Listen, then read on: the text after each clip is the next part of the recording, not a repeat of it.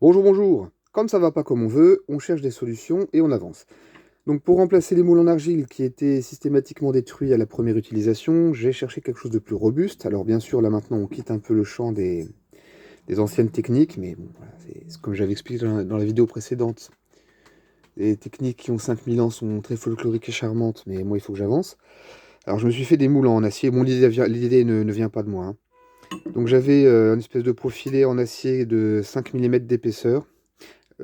Moins de 5 mm d'épaisseur, moi ça me paraît douteux, hein, d'utiliser du 3 ou du 2, ça me paraît beaucoup trop fin. Je pense que le choc thermique, même en chauffant, parce que le moule il faut le chauffer avant de verser le métal, mais même en chauffant, je suis pas sûr que le métal à la longue, en recevant le métal fondu, il y a des effets de contractation, dilatation, je pense que ça finirait par l'épuiser trop vite. Donc là j'ai pris du 5 mm d'épaisseur, à mon sens ça devrait aller.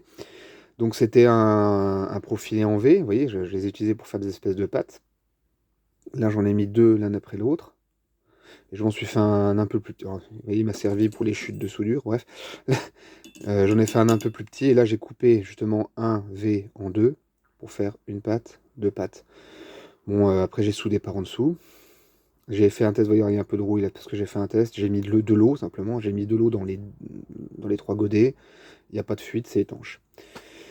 Donc voilà, voilà, on va espérer que ces moules à lingots seront un peu plus pérennes et que ça va me permettre de travailler le métal un peu plus facilement.